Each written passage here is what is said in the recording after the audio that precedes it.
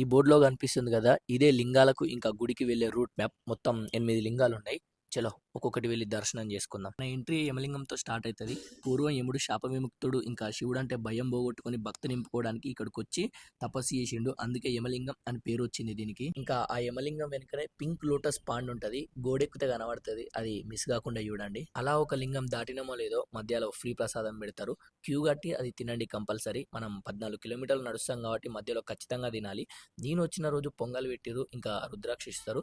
అది తీసుకోండి, రుద్రాక్ష జాగ్రత్తగా పెట్టుకోండి. ఇలా మధ్యలో మధ్యలో జింకలు కనబడతాయి. చిన్నపిల్లలు వాటిని చూసి ఖుషి అవుతారు కాబట్టి వాళ్ళు తనివి తీర చూసేదాకా అక్కడ ఆగండి. వెళ్ళాలి వెళ్ళాలి అని వాళ్ళ సంతోషంని ఆగం చేయకండి. ఇక యమలింగం దాటితే నీరుతి లింగం ఉంటది. ఇది కొంచెం లోపలికి ఉంటది. నీరుతి సౌత్ వెస్ట్ డైరెక్షన్ కి రక్షక భటుడు. ఇతను పాపాలు పోగొట్టుకోనికి ఆత్మల నుంచి రక్షణ కోసం ఇక్కడికి వచ్చి తపస్సు చేస్తే శివుడికి మెచ్చి విముక్తిని ఎత్తాడు. అష్టదరిద్రంలో ఉన్న వాళ్ళు ఈ లింగంని మొక్కుతే మంచి జరుగుతుంది అంటారు. మూడో లింగమే సూర్యలింగం, ఇంకా అగ్నిలింగం అని కూడా పిలుస్తారు. సూర్యుడు ఇక్కడికి వచ్చి తపస్సు చేస్తాడు. విముక్తుడైనాక ఇక్కడ లింగాన్ని స్థాపిస్తాడు. లింగాన్ని స్థాపించడం వల్ల దీనికి సూర్యలింగం అని పేరు వచ్చింది.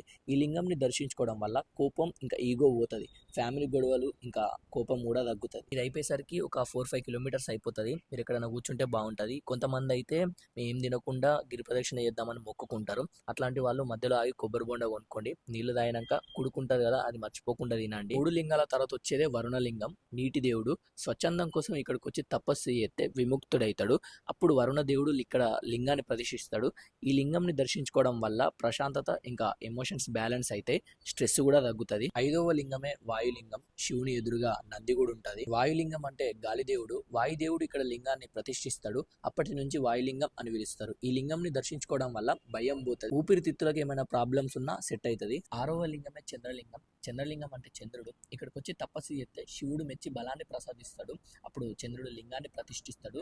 ఈ లింగాన్ని దర్శించుకోవడం వల్ల ఎమోషన్స్ బ్యాలెన్స్ అయితే. 7వ లింగమే ఈశాన్య లింగం. పేరులోనే ఉంది, నార్త్ ఈస్ట్ డైరెక్షన్ రక్షక భటుడు.